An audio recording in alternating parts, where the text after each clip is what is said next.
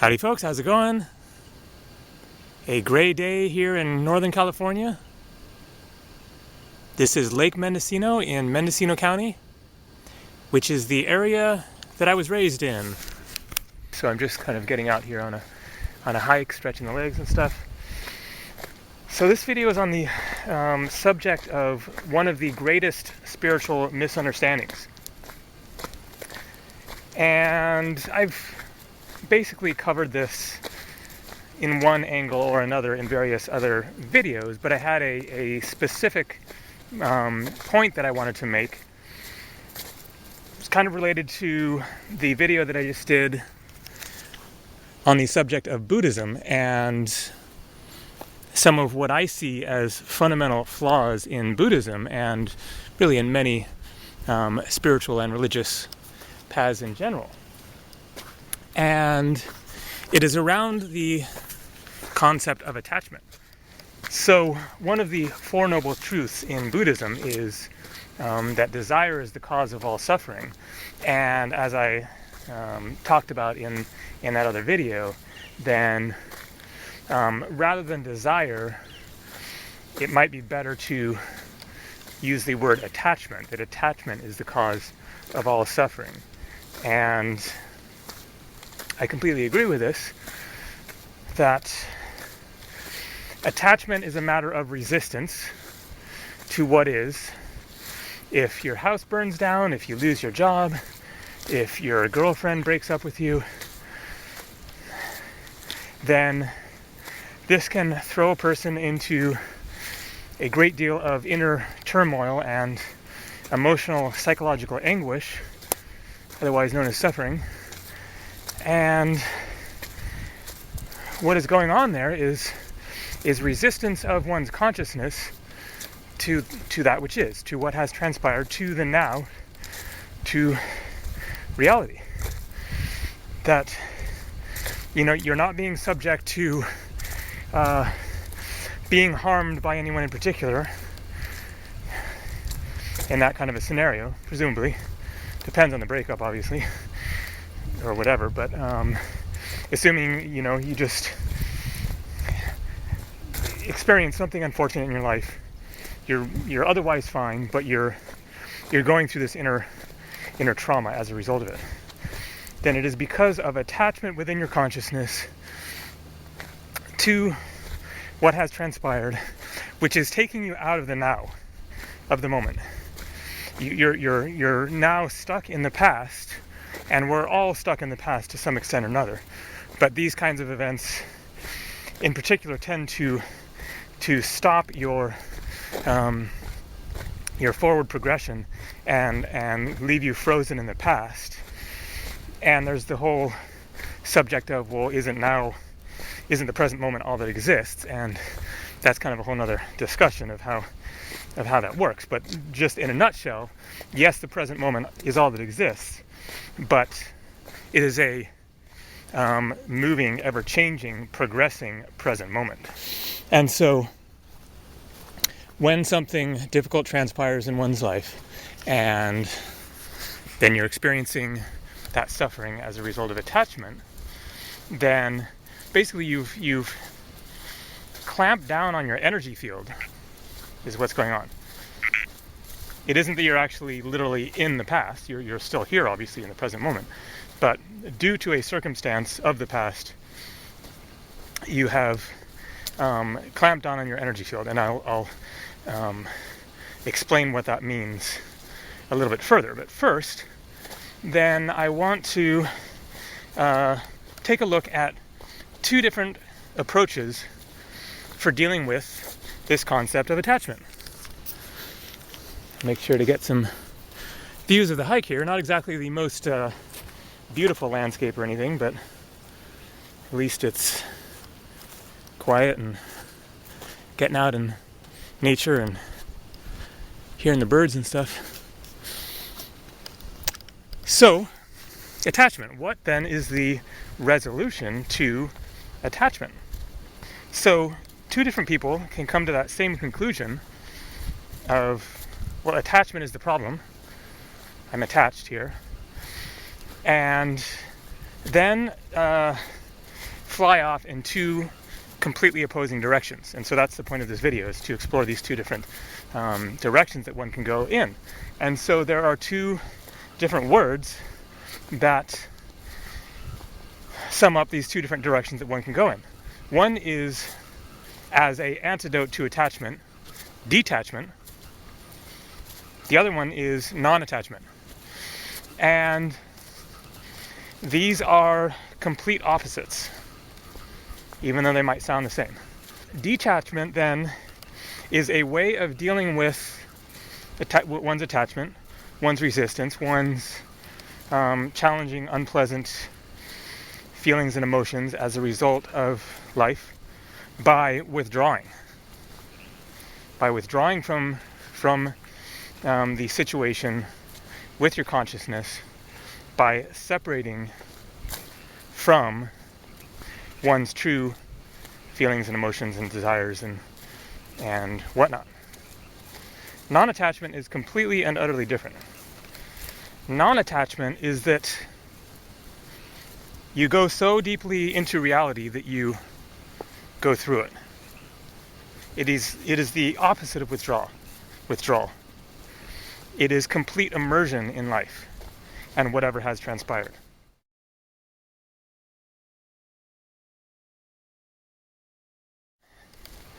Much more common in this world is that people deal with their circumstances in life through detachment, through withdrawing emotionally, mentally, spiritually, maybe even physically. Just get out of there. Retreat, separate. And a lot of spiritual paths are basically utilizing this technique in one way or another. And so this is one of my main criticisms of Buddhism,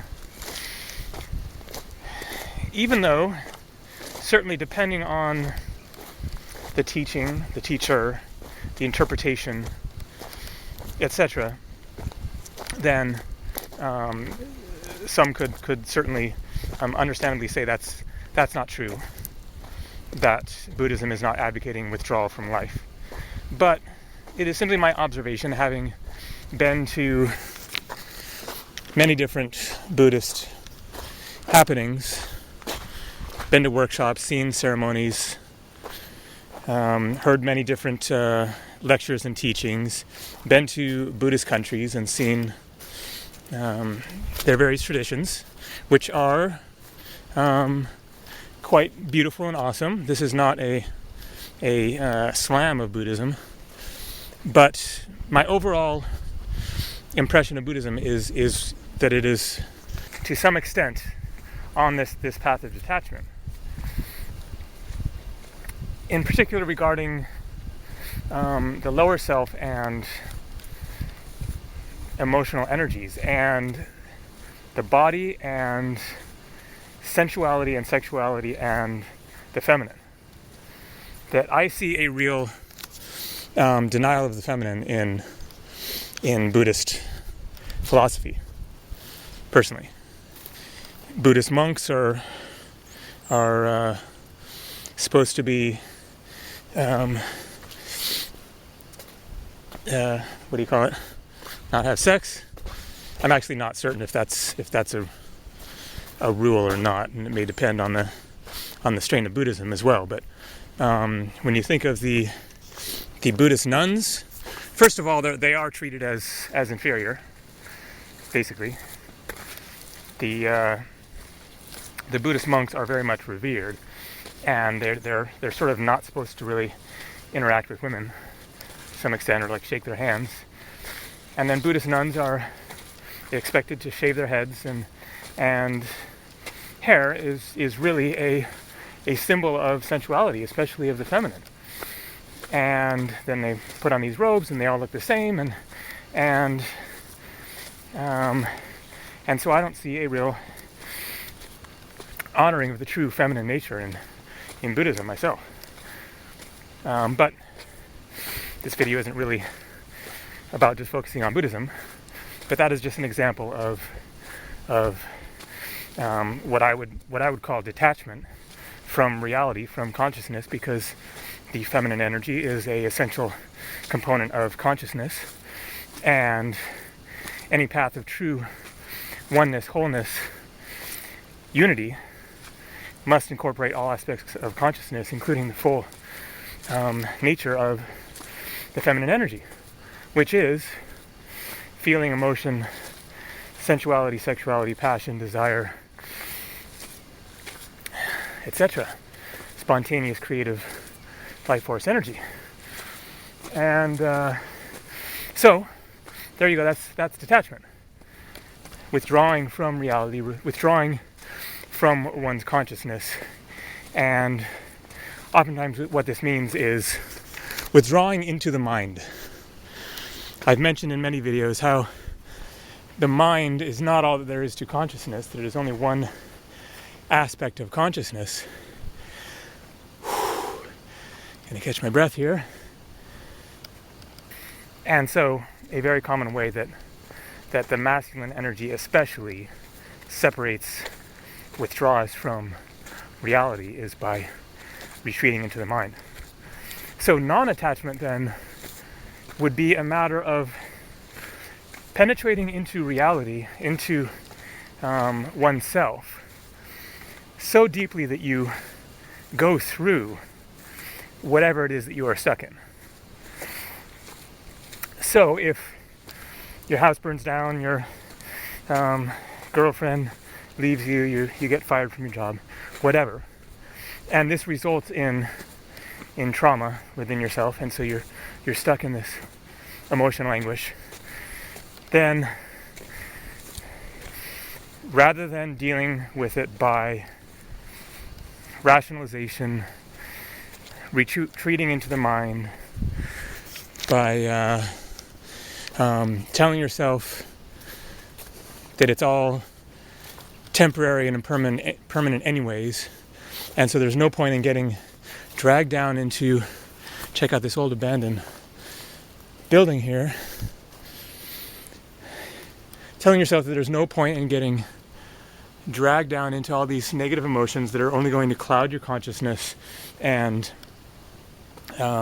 distract you from life and cause you to make bad decisions and get in your way of moving forward and getting beyond the situation.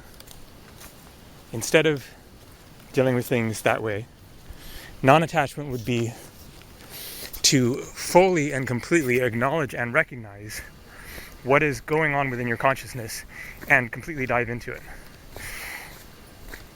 And so that would mean experiencing the full range of your being,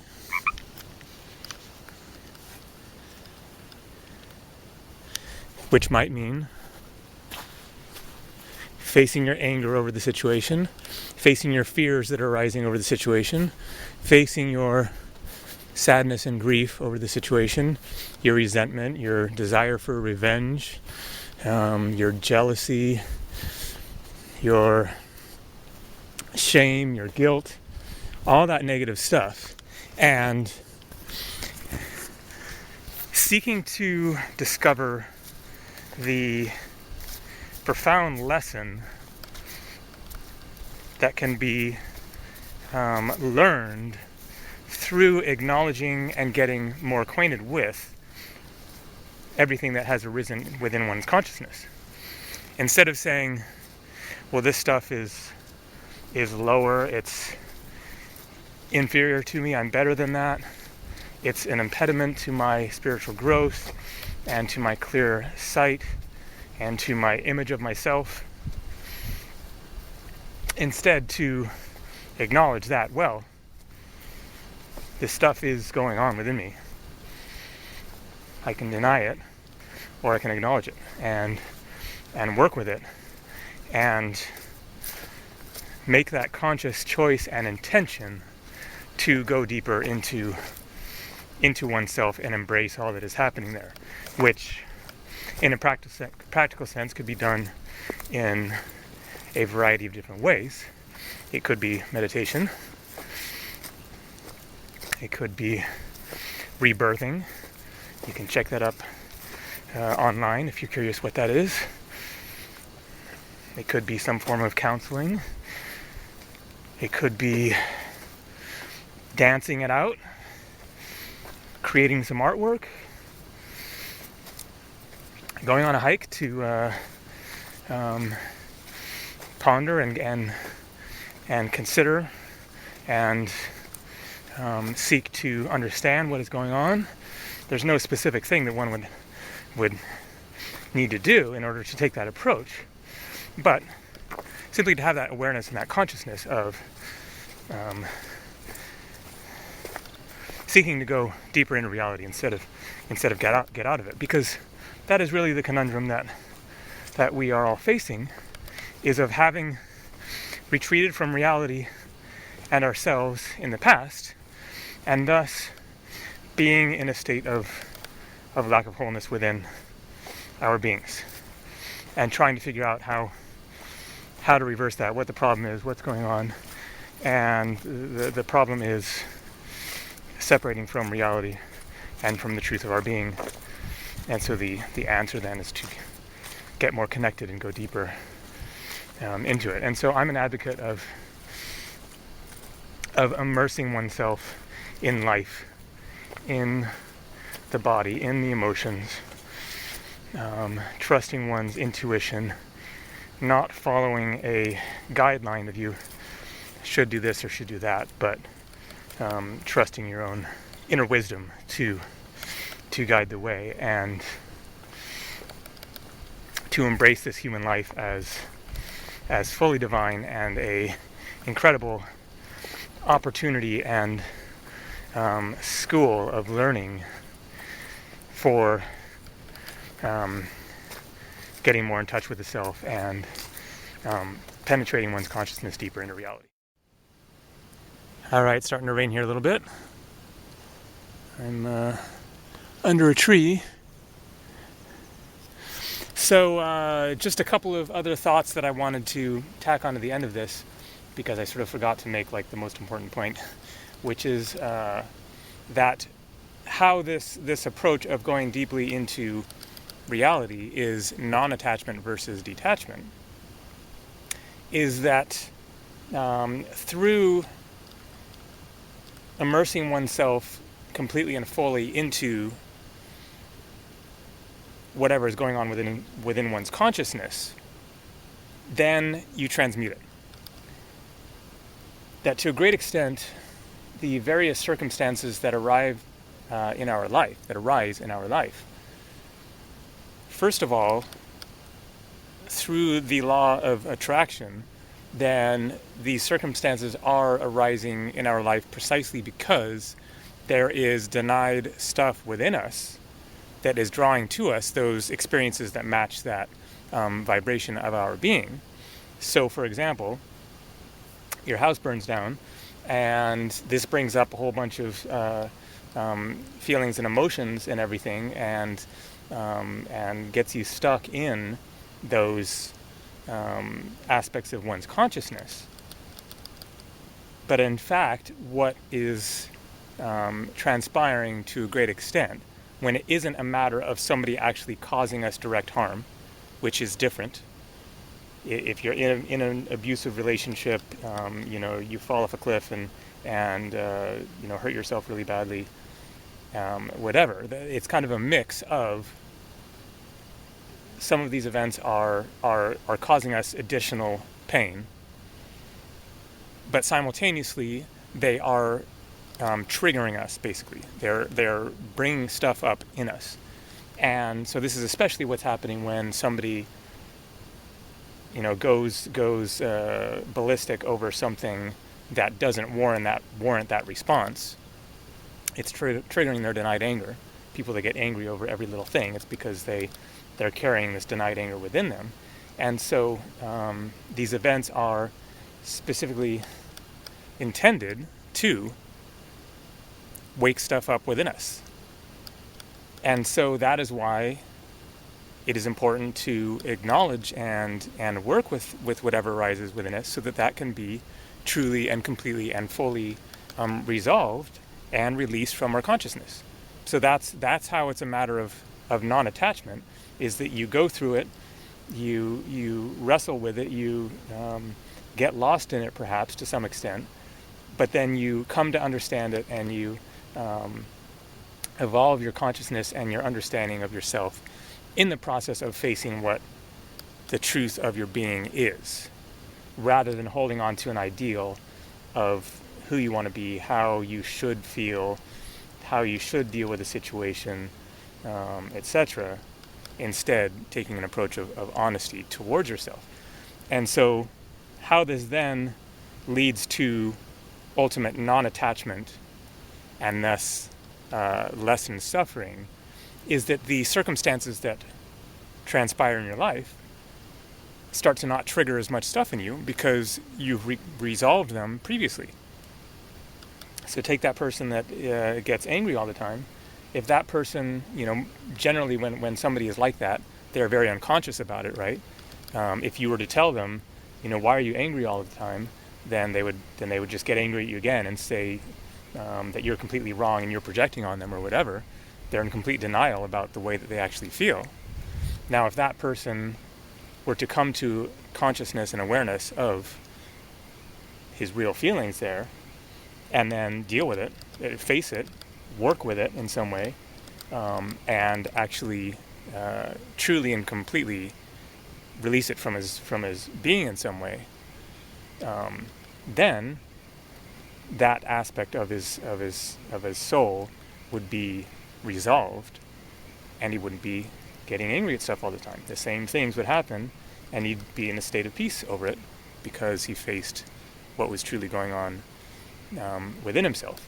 And then you're getting to a place where you have true inner peace, you have true inner unity, and wholeness within yourself, such that you are experiencing the satisfaction of being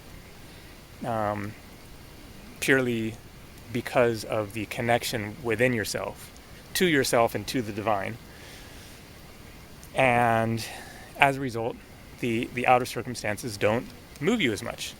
It doesn't mean that you are disconnected from them. It doesn't mean that you don't enjoy a bowl of ice cream or whatever, or even get angry over whatever, but you are then relating more specifically to that scenario, that specific moment and instance, as opposed to reacting out of unresolved stuff from the past. And ultimately you can get to a place where whatever transpires in your life, you have complete and utter acceptance for it in that moment, and then you truly move on in the next moment. And that could be called true enlightenment. I don't know that anybody on earth is in that state of being, but I do believe that such a state of being is achievable, and heading in that direction is the right direction for resolving and lessening one's suffering in life, and finding greater happiness and peace of mind. So hopefully that helps clarify things a little bit. All right, take care.